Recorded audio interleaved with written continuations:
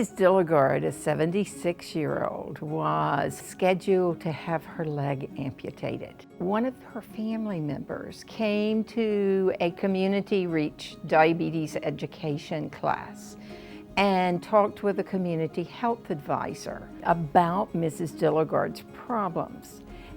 As a result, she has her leg. Diabetes was really a closeted issue. Even people who were on insulin often didn't share that with their family and support systems. Today, it's really a community conversation. We started out with about a rate of 40 amputations per 1,000 hospitalizations with people with diabetes. And we've reduced that by 50%. That translates into a cost savings of about $2 million per year.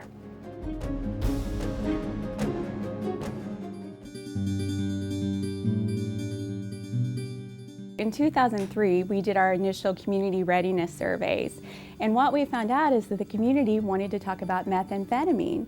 They really weren't interested in talking about cardiovascular health. But with the knowledge that we gained from the surveys, we were able to develop a presentation that dealt with the impact of methamphetamine and substance abuse on cardiovascular health. So this was an innovative approach, and it captured the attention of the community.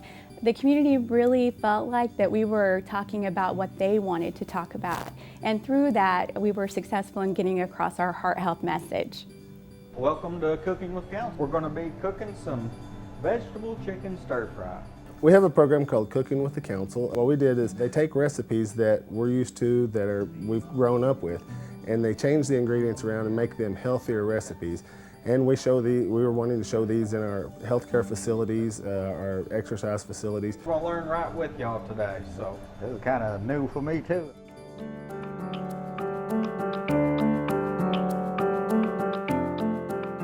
So in 2004, Bronx Health Reach Coalition, with a number of its community partners, piloted an initiative in a number of Bronx schools to start offering low-fat, no-fat milk to the children. It's a place where we could reduce the calorie intake. The Office of School Food decided to do it system-wide and remove whole milk from all New York City public schools, and that you're talking about over 1 million children. By that very system change, we saw that the overall calorie consumption of New York City public schools had fallen between 25 and 81%. It speaks to the REACH model that plays a large role in reducing those health disparities.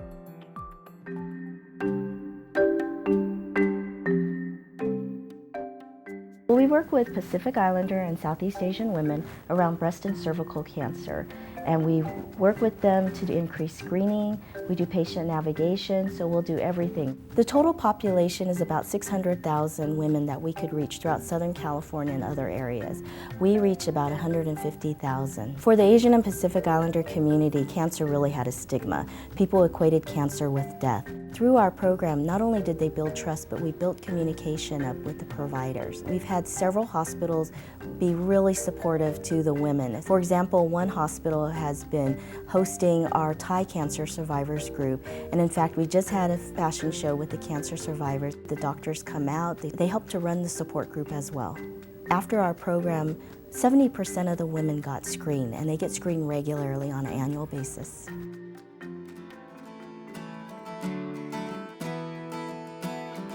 I'll never forget, a woman came up to me. She said, "I know you don't know me, but I went to this education program." She said, "It was like I was blind and learned to see." She said, I figured out a way to take care of myself. I'm happy. I'm not on nearly as many drugs as I used to be. I'm under control with just one diabetic medication, and my life has changed."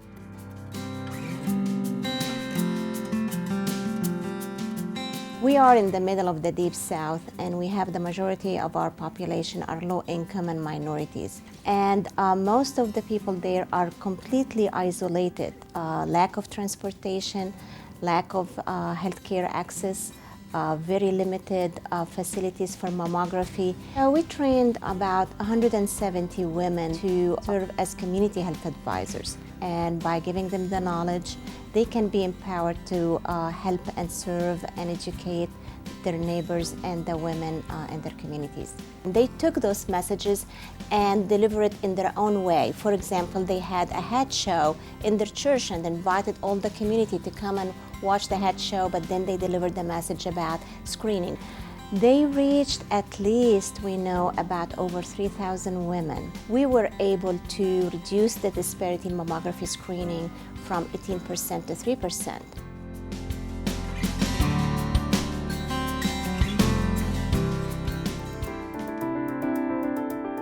The Community Asthma Initiative is a program that addresses asthma disparities in Boston. We've served 908 patients that have had hospitalizations or emergency department visits, and have provided home visiting and nurse case management and community health worker and nurse case management home visits. What's really remarkable is that we've had an 80% reduction in the need for hospitalizations for children and 60% reduction in children with any emergency department visits. And we found that for every dollar spent on the program, there was $1.46 saved.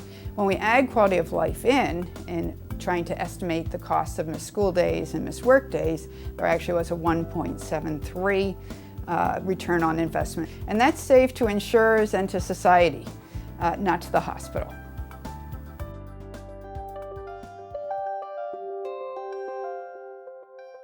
We're funding 2 of our SOFI chapters to do this REACH program. One of the biggest challenges was that the community were looking towards us to, okay, tell us what to do. And now when you look at that fast forward a couple of years, what we're finding is that the chapters are no longer being the lead organization. It's really the community groups and their leaders are really saying, this is what we want to do, and we want you to help us do it right and show us and help us identify evidence-based best practices, strategies that are going to really be effective when you're talking about diabetes prevention and management.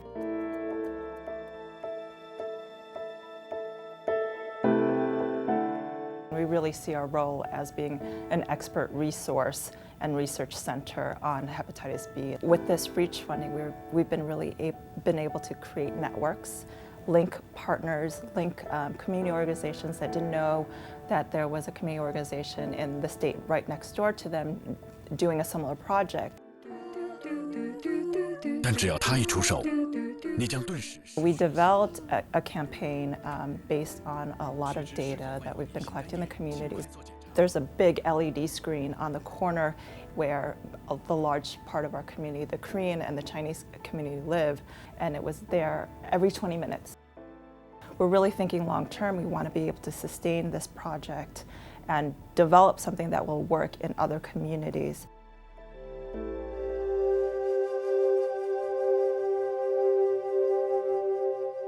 We are focusing on eliminating cardiovascular disease and diabetes disparities into the African American, Latino, Asian, and Pacific Islander community. Physical activity and nutrition, those are our 2 big areas.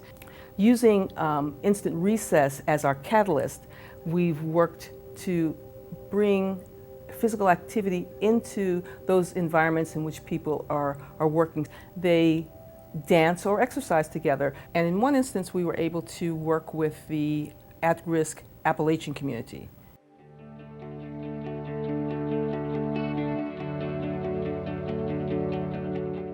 Our grant is specifically looking at our West Indian population to address the high prevalence of type 2 diabetes in their community. We discovered that 28.5% of our West Indians are affected by type 2 diabetes as adults.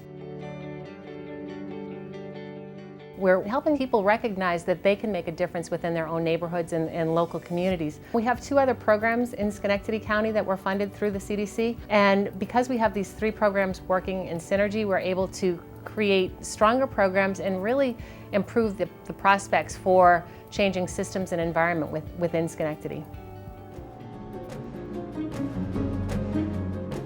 The genius of what CDC has done with REACH is that someone decided that the communities that were most affected should be the ones that designed the solutions to their problem. I think the biggest inspiration from this is that CDC had the trust in us, that we really knew the answers for our community.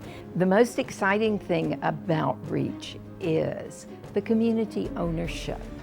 They really have taken this project and made it their own. It's one thing to ask people to be a partner. It's another thing to really actively engage folks in the process from the beginning.